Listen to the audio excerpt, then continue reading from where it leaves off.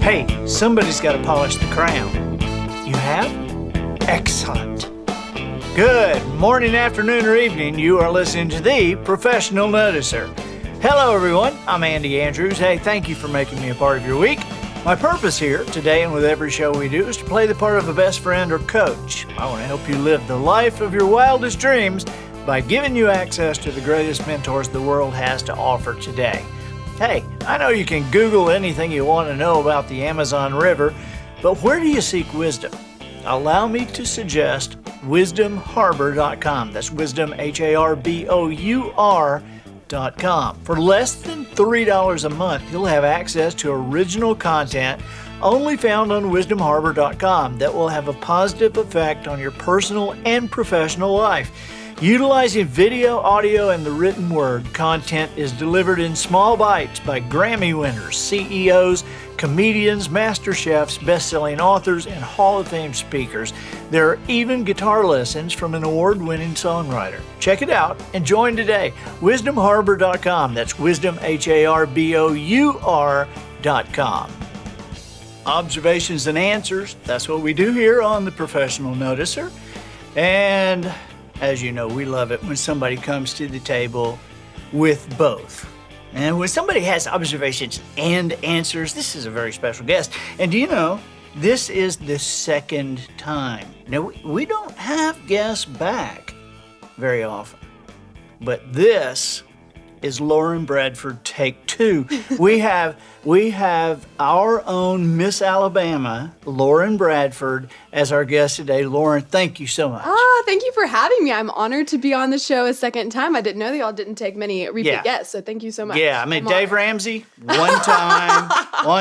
Ted Nugent, one time. Thank you. But you? I am honored. Thank you so much. Well, and I think one thing that people need to know is that we have a history. Yeah. I mean, you are from here. Yes, I know. It's been fun getting to travel back home. And I think people, if they've never met me from down here, like at schools that I speak to, they don't know that I'm from here. So I get to emphasize, I'm Miss Alabama, but I'm also from here. Like, this is my hometown. So it's been really fun to represent this as the first Miss Alabama from the Gulf Coast. So it's been fun to come back. Really? The first ever? Yeah, I think that there were maybe a couple from Mobile, but I don't think there was ever a Miss Alabama from Baldwin County. And this year, coincidentally, we're celebrating our 100th anniversary. So in 100 years of history, there's never been one. So it's been fun to really represent that and hone in on that this year. Wow. Thank you. Well, you know, Austin, you grew up with Austin. Yes, and so Austin would say back in the 6th grade, he said, Lauren is going to be Miss Alabama. Oh my gosh. You know? and so and we've watched you, and everybody's so proud of you. Thank you so much. Thank you. Now, I've got to say, and I don't know how much you can say about this, okay. But we watched the Miss America pageant. Yes. And we were mad. We were mad. I mean, if you didn't watch the Miss America pageant this year, Lauren was first runner-up. And as I am remembering the feed on the social media, yes, it was like, you were robbed. What a raw deal. Oh my gosh, what a disaster. I mean, there were some crazy things that happened. Yes, it was a crazy night. so I was horrified because I know you, and we would not have been surprised if you'd won. Well, thank you. And so we all kind of like, yeah, she's gonna win. And then but in a football game, I would rather get killed than lose by 1 point. And I mean, I would rather them just kill us than I was just like, oh my God. So close. Yeah, and so, but then you're top 10, then top 5, and then they're knocking them out, and it's just you. But what happened with that pageant? Because I'm just telling you, I have a reason to be mad. Everybody has a reason to be mad. Yeah. You were robbed, and I know you can't say that, but I'm saying it. Well, thank you for that. It's been kind of funny coming back home and hearing those words. I feel like the words "you were robbed" will be on my tombstone because I've heard them so much. But I really believe, and I've thought a lot about this, but you know how, and this is taking the complete opposite approach, but you know how sometimes, retrospect is the clearest vision, but we don't really see that until years down the line often, why God allowed certain things to happen. I feel like God opened my eyes to why it didn't happen on the plane ride home. So I was thankful to have that affirmation from him. And also, first runner up, I mean, I know that it's like I was so close. Oh, no, wait a minute. Wait. Before you go nice on us, before you tell us that there's a reason that it happened, and God allowed me to see, before you go Miss America on us. I believe that, but. Tell us what happened. Mm-hmm. I mean, what hhappened that they made you do the talent twice? Yes. And it's like... That was crazy. So tell us what happened, I will definitely, and then you can tell us that it happened for a reason. Cool, okay.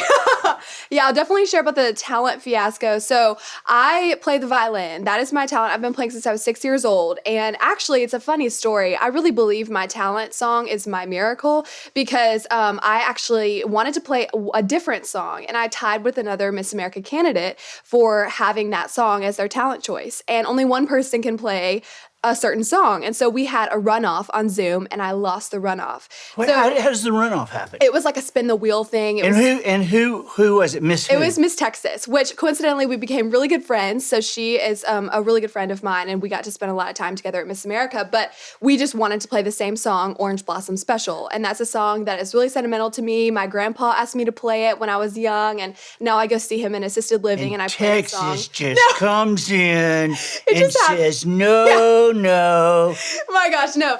It happened to a lot of other candidates, I think 3 sets of girls, so tied for the same song that they wanted. And so I lost the runoff, so I didn't know what I was going to play.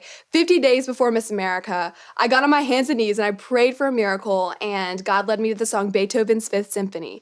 And I decided I was going to play a punk rock version of it on the electric violin. So it was a fun choice, and actually I was so glad that it worked out that I played that song instead. So I only had 50 days to learn the song. I didn't know the song previously. So I was playing violin so many hours a day that I had to go to physical therapy twice a week to avoid injury because my shoulders were locking up. My hands were starting to feel like they were getting carpal tunnel. It was wild. So I got an occupational therapist to get me into physical therapy. And so it was a wild ride, to say the least. And in prelims, the preliminary competition, I played it and it all went well. I literally cried tears of joy as I was walking off the stage because I was so pleased. Then we get to Miss America, top 10 are announced, and all of the top 10 competed in talent. And because I play the electric violin, I run my sound through a pedal board. And so I have a distortion pedal, a reverb pedal, and all the things you need for punk violin. Yes, all the things. And because it's electric, you really do need to run it through that to emulate the sound of a real violin because it is. And the way Beethoven meant for it to be played. Punk rock, right? And so I was getting ready to go on the stage. I was number 6 to be called, so I was number 6 to play. And all of a sudden the sound guys are like, come on the stage, the pedal board's not working. So I have to run out during a commercial break. A lot of people didn't see this on the stream, but I ran out during a commercial break and the pedal board was not working at all and I didn't know what was wrong. And so they pulled it back off stage, they moved me to the end. So if you're watching the stream, everyone thought that they skipped me or that they accidentally played my talent during a commercial, but they really moved me to the end because the pedal board wasn't working initially. And so the sound guys and I had become buddies because it was just kind of a complicated setup for me. And so they were ripping apart that soundboard trying to figure out what was wrong. And so I was thankful for their dedication because I had kind of given up. I was like, just give me a house mic and I'll forget about the pedal board. But that's really what made my talent piece. So I was so devastated that it wasn't working. So then they finally brought it out the second time, and as I started playing, no sound at all. It was muted. Yeah, there's no sound. Yeah, there's no I was sound. watching. It's like yeah, Yeah. Could the people in the audience hear? No, there was no sound at all. Nobody could hear. We couldn't hear, they couldn't hear. Right. It wasn't just a TV issue, and many people didn't think that I knew because I just kept playing. And so there's a split second, I have a picture of it, where I was like, oh my gosh, is my violin turned off? Because on the electric violin, there's an off switch. And so I have this picture of me in this natural pause of the song trying to flip the violin over. I have 6 chins because I'm going like this, and then I realize that it's on, and so I just keep playing, and halfway through the song, I realized I knew what to do. So I slammed my foot on the pedal, unmuted it, and got to finish the rest of it with sound. The audience went crazy when they finally got to hear it. And I thought, when I walked off the stage, I was like, it's over. Like, I'm not going to go any further in the competition. It had to happen this way, you know? I'm just going to accept that top 10. I'm so happy with that. And then the sound crew came to me and they were like, stay right here. You're going on again. And I had just poured my heart and soul into this, even though the sound wasn't working. Oh my God. And so I was like, can I have some water? So they went and got me some water because I was like heaving. And so I had to go back on again. And I'm so thankful I got the chance to do it a second time. If it was not on Peacock, if it was on a national TV network, I don't think I would have gotten to do it again just because of time restraints. But they had some time built in since it was on a streaming platform. So how did the announcers deal with this? They allowed everyone else to finish. And then a commercial break happened. And then I was sitting out there waiting to go during a commercial break. So actually I start my song, if you watch the video, I start my song kneeling down on the ground, and I had to kneel for so long. I thought that I was going to pass out when I stood up because there was no blood in my leg. Like, it went numb. So I was thankful. It was kind of just a crazy, crazy experience. It's one of those things that you just never think will happen to you. My sound has always worked in every competition until, of course, the Miss America stage. Miss America. But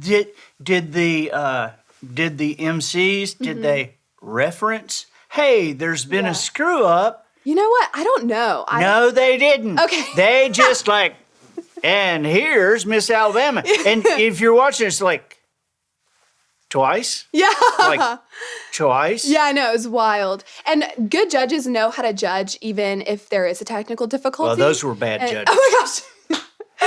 They were former Miss Americas, so it was cool to get to be judged by former Miss Americas because they really did know the job responsibilities. So a lot of us as candidates did enjoy the fact that we were going to have judges that were formers. So it was kind of like a double-edged sword in that sense, but it was a wild night for sure. It was crazy. And so then it gets down to 5. Right. All right, so tell me what you're thinking. Well, first of all, like I said. Because I'll tell you what I was thinking. Well, I said earlier that I really did not expect to move past the 10 because I was just like, this is just too crazy of a scenario. Like, there's no way I'm moving past this. So they called me first into the top 5. And so let me just back up a little bit. After I was done with my talent the second time, we were immediately having to go back onto the stage for the top 5 announcements. So I was literally running off the stage, taking off my talent outfit. Like, it was insane. And so I was running up the stairs, walked onto the stage immediately as the broadcast started. And I was breathing so heavy because I had just done this marathon sprint backstage to get into my interview outfit. And I was first to be called. And so I was so surprised because I didn't think I was going to make it past the 10. And so when I was first to be called, they had told us you're immediately going into an interview. And so I was freaking out, still breathing heavy, trying to have this moment of composure. And then I walked up to the mic and then I realized they showed our bio packages. So I had a few seconds to compose myself. But then was the question and answer round. And so I feel like I know what you're going to say. A lot of people tell me that I got pummeled by my judge, but what happened is there was a 2-minute timer, and every time I spoke, the timer would count down, and when I stopped speaking, it would stop. And so however short or long you answered your questions determined how many questions you got. So a lot of my questions I answered pretty short and to the point, and so I got a lot more questions than maybe some other candidates who talked for longer on some of their answers. So I enjoyed that round probably the most. Well, according to our house Gen Z, who's little M, yes. She said you were robbed because of the questions. She said because the eventual person that they said was Miss America, who's not Miss America because you're Miss America, the one that they said was Miss America, that she got this question she could just roll over and... Mm-hmm. Red, white, and blue, and help the homeless, and humanity's going to be saved. And then they give you some math problem or something. It was hilarious. It was funny to watch Twitter, but I mean, truly, all of the candidates who competed in Miss America, I really believe would have made great Miss Americas, and it was interesting to see the diversity in our questioning, and each judge kind of had their own trains of thoughts as well, so I got a lot of questions because my social impact initiative is about the overuse of technology and how we can find a balance, so I got a lot of questions like you're inferencing about how would I reconcile being Miss America and marketing the program while also telling people to unplug. So I talked a lot about about my plan about partnering with companies and strategically positioning ourselves for growth. And I had a more business-minded approach, I think, than the alternative philosophically. So I think that Miss America could have just chosen separate paths and chose other paths. So that's all that happened. I think that was the issue. I think that was the problem, that Miss America is being broadcast on a streaming platform, and you are telling people to unplug. I think that's what did it. I mean, definitely that might be some people's thought processes, but my message about unplugging is all about balance, and I got to talk about that on the Miss America stage. I got to say that, which I really appreciated, because I think a lot of people like to shut me out as soon as I say that that's my social impact initiative, because sometimes people think it's unrealistic, but I'm not telling people to throw away their devices or their technology, just having balance and our connectivity to the real world, not just to a screen. So I think it's really important in today's age. Right. It's not unrealistic. I think that a big challenge in today's world with your generation. Listen to me. The problem with your generation. I think that a challenge is that having grown up with smartphones and this kind of stuff, there is less opportunity to learn how to converse. So true. Have good conversations, because I grew up without that, and I grew up in living rooms where my parents would say, if you're quiet, you can sit and listen to the adults, but if you're not, you're going to bed. Right. And then somewhere along the line, it got to be where you guys go in the playroom and watch a video. Right, exactly. And nobody got to listen to the adults. I think it's really important. I think a lot of times my generation, especially, I relate to this growing up, was scared to talk to adults because of having the constant screens in front of you as almost like a numbing mechanism. And so I definitely think it's harder for the kids even now that are being born into it. They don't know any differently. I think that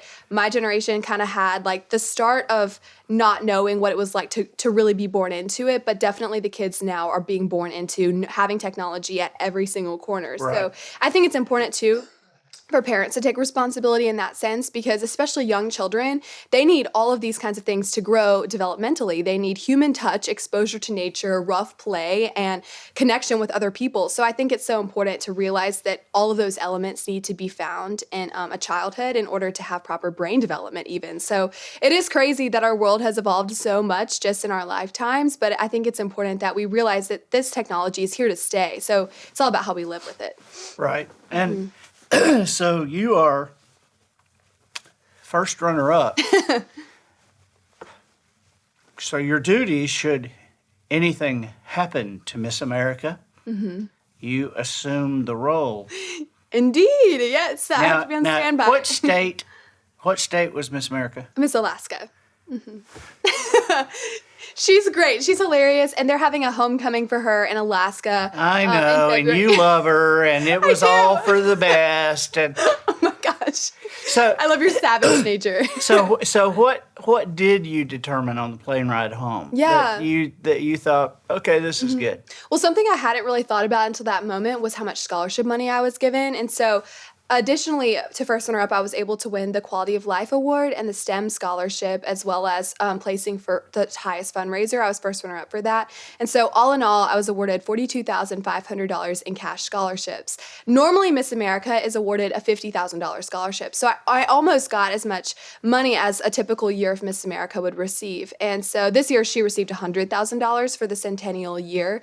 Something that the Miss America from the previous year, Camille Schreier, told me after it was over was like, girl, you just racked up in scholarship money. You got almost as much as previous Miss Americas as she had gotten. And so I really thought about that, and I was like, wow, I'm really going to be able to pretty much pay off my graduate degree. And something that was really cool, too, is just seeing the rally of people who supported me through that I didn't even know were going to support me. And so the dean of the Vanderbilt Owen School of Business and my admissions advisor, they were watching it and they were texting back and forth. And so a few days after I got back from Miss America, I got an email from them that I think it's because of Miss America and watching it that I was going to be awarded a $20,000 scholarship to get my graduate degree there. And so because of Miss America, Miss Alabama, and their scholarship, my degree at Vanderbilt now is going to be completely covered. And so I'm so thankful that even though I did not walk away empty-handed, a lot of people think that I was so close, but yet I walked away empty-handed, and that is far from the case because my graduate degree is going to be paid for now. And the Quality of Life Award. I think Yeah. that's interesting because the Quality of Life Award, now she has to do a lot of stuff and she has to live in Alaska. So your Quality of Life Award is you don't have to live in Alaska. Yeah.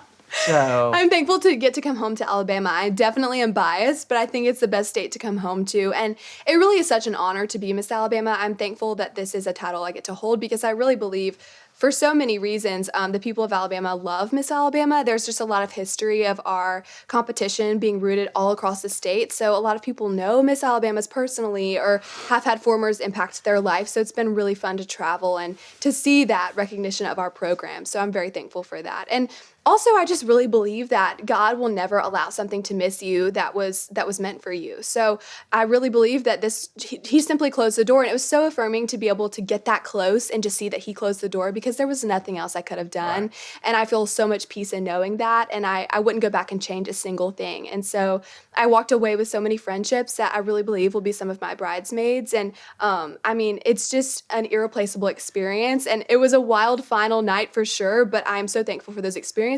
It taught me a lot about my own resiliency in the face of a lot of pressure.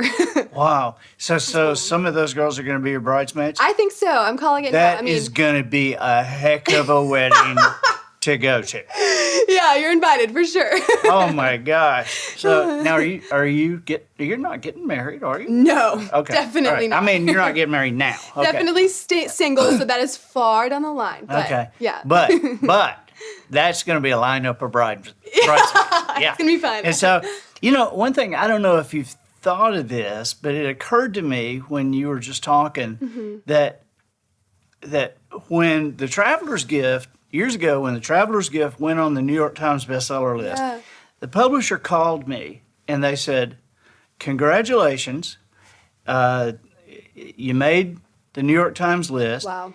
And so forever, no matter what happens, forever, you are always New York Times bestselling author Andy Andrews. That's amazing. And it occurred to me that in a state that values this so much forever, there goes Miss Alabama. I mean, that is crazy. Yeah. And that's so cool that you get to say that forever, New York Times bestselling author. And it is kind of comparable. It's a great analogy because I think that a lot of formers have told me that is what a lot of people introduce them as. Like, this is former Miss Alabama so-and-so. And so it's something that is a responsibility to want to become Miss Alabama because it's a legacy and a brand that you don't need to carry lightly because so many people do look up to it, especially young girls. So it's something I don't want to take for granted. And a lot of people I've loved sharing about this. They think that I just competed at Miss America and my year is over, but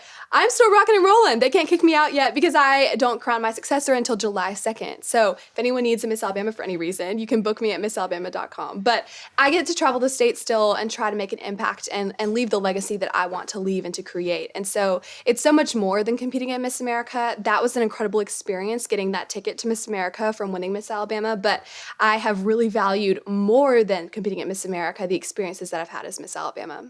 And you've used this platform already so well. Thank you. How do you what do you see? How do you see using your platform? And what is your graduate degree going to be in? I'm curious. I think this is an awesome program for so many reasons. Number one, obviously scholarship money, but also I tell people a lot, especially those in the corporate world, that this is a professional development tool, that young women are learning skills that they may not have otherwise learned until they were in their careers about how to walk into a room, how to pitch ideas, how to develop a strategic plan about how you're going to market and grow and scale the goals that you have. And so that's something that I've really had to put into motion. And my graduate degree is a master's in finance. finance. And so that's something that I would love to do, is to work with companies on a broad scale and help them solve their problems and scale their marketing plans and enter the world of consulting and travel. And so I feel like my job now coalesces very well to the job of a consultant, because I travel the state right now, and I am a spokesperson for our organization. So I'm so excited to enter the corporate world. I think it will just transition so well. And I'm excited that my family at Vanderbilt now, they have recognized this as a valuable program as well. So it's been fun to inform those who may not have otherwise known about the Miss America organization about what we're all about, because regardless of people's backgrounds, there will always be some sort of stigma to wearing a crown and a sash and competing in a dress. So it's been fun to be like, hey, we're so much more than that. We're a professional development tool. And my ultimate goal is to potentially lead a company. And so, I mean, that's way down the line, and a huge dream, and whatever God has in store is what I am so excited and willing to walk into. But it's been fun to use this as almost a training grounds for what's to come. Well, we are proud of you. What's in the box? What's in the box? Okay, the magical question. Oh my gosh. Could it be? This is the crown. So, do you want to touch it? Yeah, you know. For sure. There it is. These are real diamonds. These I don't know are if we can say that. real diamonds. They're definitely not, but I wish they They were. really are. She is bound. She has to say that contractually, because they don't want anybody to steal the crown, and so she has to say, no, they're not real. But I'm telling you, Oh my God. they're real. I love it. They're real. Yeah, we can just say that. One time I was at a school appearance, and a little third grader was like, I bet I know how much your crown cost. And I said, what? She said, $9 million. And I was like, that is so specific, and sure, I'll just say yes. I don't want to break her heart, but it definitely did not cost $9 million. It's a great guess. It costs Yeah. way more than $9 million. Because all those diamonds Oh my gosh. are real. Lauren, we're so proud of you. Thank and thank you. you for being with us today. Thank you so much for having me, Andy. It's really been awesome to come on the show again. Absolutely. Thank Well, you. you're welcome back anytime. Yay! Thank you. Okay. Thank you so much. I'm Andy Andrews, the professional noticer, harnessing common sense and wisdom to plow through challenges all the way to an answer for you. And I think that'll do it for this week. Get us out of here, Matthew. So, ladies and gentlemen, and to the boys and girls who aspire to become ladies and gentlemen, we have reached the end of another episode of The Professional Noticer. In a world where common sense has become a superpower, I'm harnessing the tiny bit of mental energy I have for you, seeking wisdom, making observations, and endeavoring to answer tough questions in a way that will empower your family and your business. I'm Andy Andrews. Until next week, goodbye. This episode of The Professional Noticer was produced by Matt Limpert. The Noticer theme written and performed by Sugarcane Jane. Fishing licenses for the cast and crew provided by Twinkle and Smoke of Beverly Hills. Additional financial consideration provided by the It's Not My Fault Foundation of America. Friends, have you had it up to here with people urging you to stand up and take responsibility for your actions? Do you long for the good old days of childhood when you could stand beside a broken lamp, tell your mother it wasn't your fault, and watch as she spanked your brother? Well, if you've been owning your bad choices for so long you've just had it, the It's Not My Fault Foundation of America has a new product that'll quickly get you back to where you belong as master of the blame game. In our 4-part video series, actor Alec Baldwin explains in detail the many ways to avoid responsibility for your actions. Part 1, Alec Baldwin delivers the most effective way to say, "Who, me?" Part 2, Alec Baldwin on how to explain what they think they saw. Part 3, Alec Baldwin on deflecting blame. And Part 4, Alec Baldwin and his award-winning presentation, I Don't Know Whose Fault It Was, but I Know It Wasn't Mine. So call now. Operators are standing by at 1-800-TRIGGER. Get help from the It's Not My Fault Foundation of America today.